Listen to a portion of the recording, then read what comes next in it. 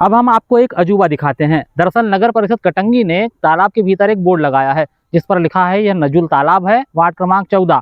तालाब में गंदगी करते हुए पाए जाने पर 200 रुपए का जुर्माना लिया जाएगा।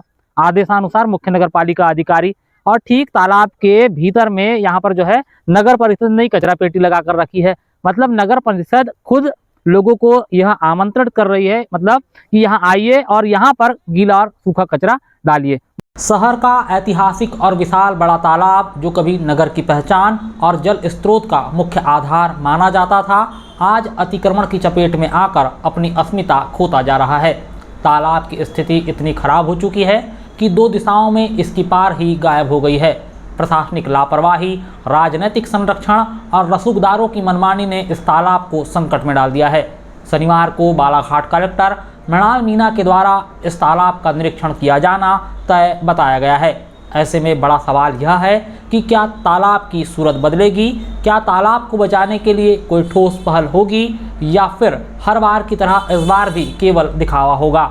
निरीक्षण करते हुए तस्वीरें खिंचवाई जाएंगी, सोशल मीडिया पर तस्वीरें वायरल होंगी और फिर तालाब के जीर्णोद्धार के नाम पर सरकारी कागजी कार्रवाई चलती रहेगी, जैसा कि बीते 9 वर्षों से चली आ रही है।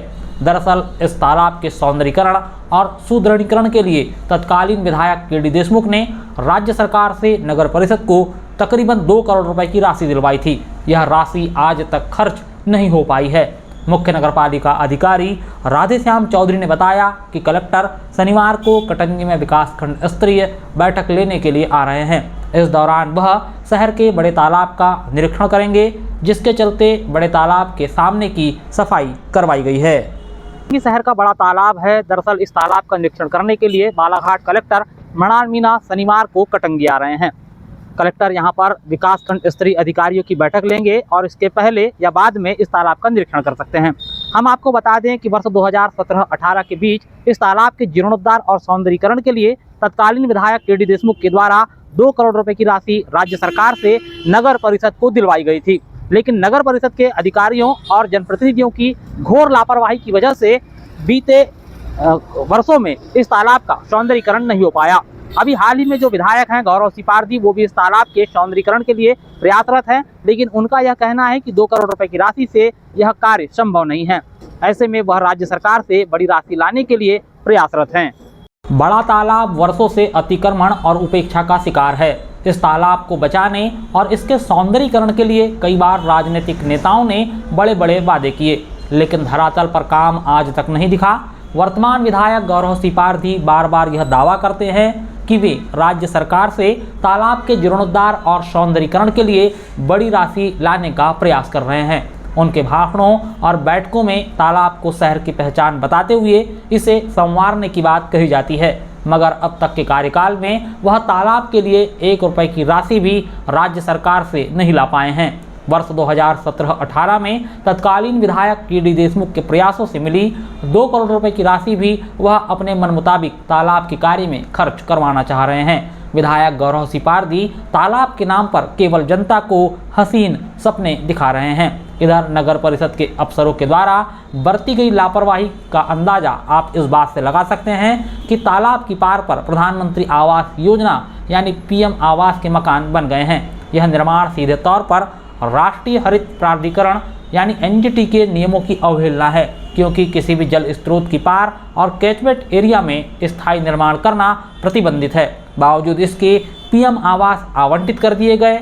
नगर परिषद के लेखापाल अशोक दुबे ने तो यहां 2 मंजिला बिल्डिंग तान दी है, जिसे उन्होंने किराए पर दे रखा है। शहर के बड़े तालाब के सौंदर्यीकरण के लिए बीते दिनों नगर परिषद और राजस्व अमले ने तालाब का सीमांकन की कार्रवाई की और करीब 2 दर्जन से अधिक अतिक्रमणकारियों को चिन्हित किया गया, जिन्हें बाकायदा नोटिस भी जारी किया गया।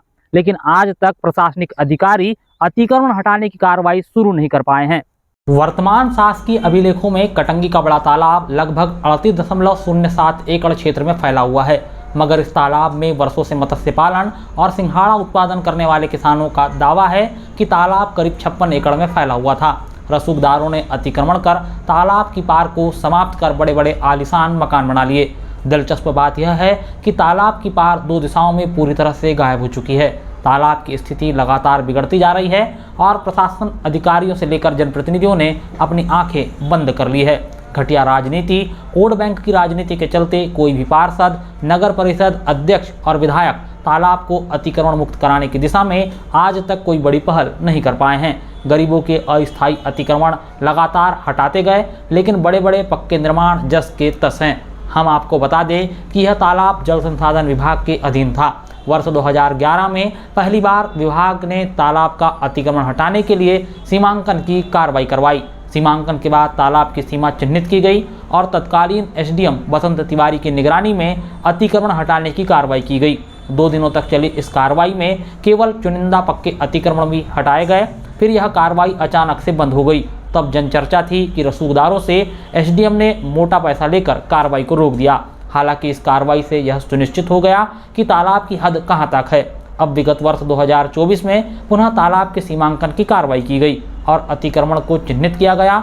तो वर्ष 2011 में जिन अतिक्रमण को चिन्हित कर तोड़ दिया गया था, उन्हें भी नए सीमांकन के बाद और अधिक अतिक्रमण बताकर नोटिस थमा दिया गया है, जिससे विवाद की स्थिति निर्मित हो गई है, जिस पर नोटिस प्राप्तकर्ताओं ने विरोध जताते हुए आरटीआई के जरिए वर्ष 2011 में की गई सीमांकन और अतिक्रमण हटाने की कार्रवाई की जानकारी तहसील कार्यालय, एसडीएम कार्यालय और नगर परिषद कार्यालय से मांगी है, किंतु यह जानकारी आवेदकों को नहीं दी जा रही है।